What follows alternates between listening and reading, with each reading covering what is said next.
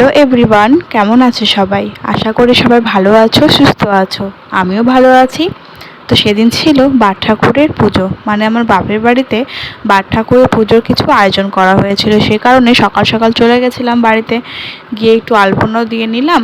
যেহেতু আমার পুজো পার্বণ এখন বন্ধ আছে, কারণ আমাদের বাড়িতে একটু আঁতুড় চলছে, মানে বাচ্চা হয়ে গেলে যেই আঁতুড়টি 13 দিন ধরে, সেই কারণেই আমার শ্বশুরবাড়িতে এখনও পুজো পার্বণ বন্ধ আছে। এটি আমার বড় জায়ের বাচ্চার হওয়ার কারণে এটি হয়েছে।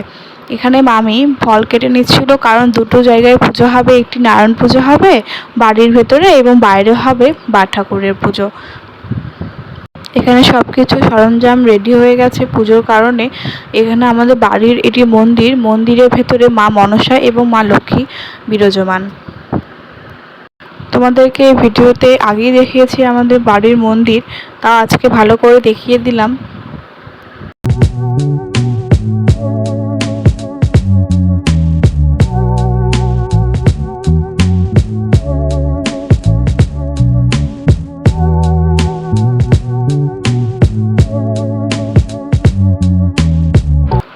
ফল কাটা হয়ে গেলে মামি এবং কাকিমা এখানে তাল বড়া ভাজছিল।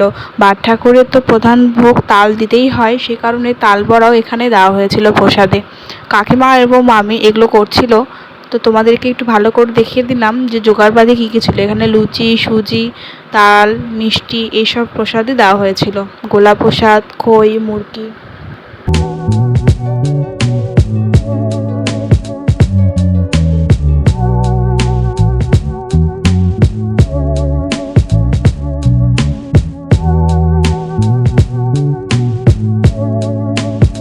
যেহেতু আমি উপাস ছিলাম না, সেই কারণেই আমি এখানে বাড়ির যে ভোগের বাদে যে খিচুড়ি প্রসাদের রান্নাগুলো করে নিয়েছিলাম।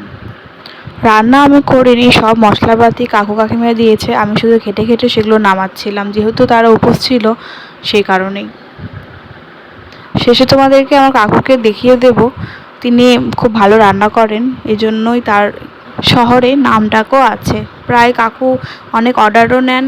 কাকুর একটি হোটেলও আছে, হোটেল পরিচয়। তোমরা চাইলে কন্ট্যাক্ট করতে পারো কাকুর সঙ্গে রান্নার জন্য। এখানে 12 মেশালি তরকারিটি হয়ে গেছিলো, মানে ঘাটিয়ে সেটা নামিয়ে নিচ্ছিলাম ভালো করে। তারপর বাড়িতে পুজো ঠাকুর চলে এসেছিলো বলে পুজোটাও শুরু হয়ে গেছে। এটি নারায়ণ পুজো হচ্ছিল মন্দিরের ভেতরে। এটি শেষ হয়ে যাওয়ার পরেই হবে বাইরে বাট ঠাকুরের পুজো।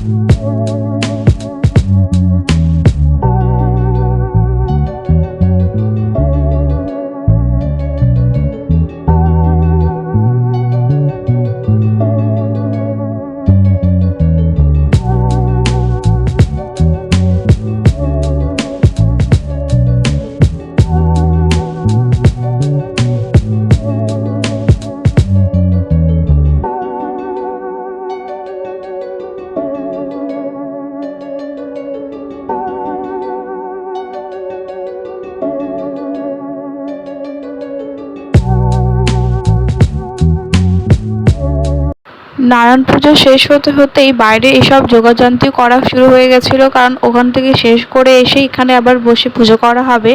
যেহেতু এটি বাট ঠাকুরের পুজো, সে কারণে সব কিছু এখানে নীল কালার করা হয়েছে। এখানে আমি খিচুড়ির জন্য এখানে ঘেটে দিচ্ছিলাম, কাকু এখানে মশলাপাতি সব দিয়ে দিয়েছে, শুধু আমি ঘেটেছি। এই তো ঘেটে ঘুটে নামানোর দায়িত্বটা আমার ছিল। এরপরে চাল দেব, চালটা ভালো করে দিয়ে ছাড়িয়ে নিচ্ছিলাম ভালো করে। খিচুড়িটা ফুটে গেলেই ভালো করে ঘি গরম মশলা দিয়ে নামিয়ে নিতে হবে।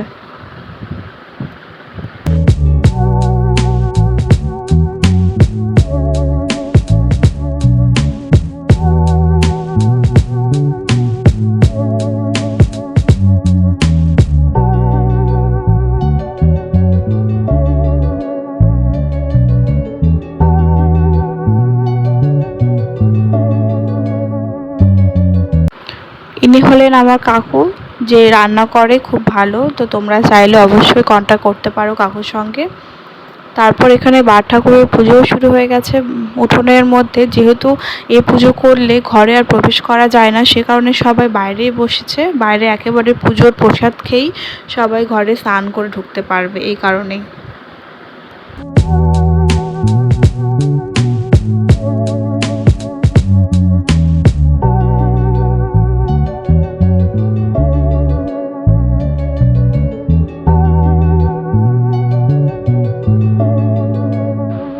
ঠাকুরের পুজোর প্রসাদও রেডি, হাতে পেয়েও গেছে এবং সবাই মিলে বাইরে উঠোনে বসে আমরা খাওয়া দাওয়া করছিলাম।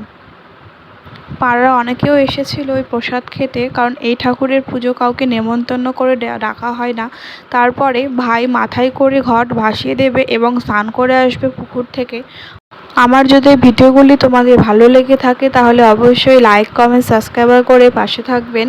চলে আসবো আরেকটি নতুন ভিডিও নিয়ে। তো আজকের জন্য এইটুকুই, টাটা। আসছি নতুন একটি ভিডিও নিয়ে।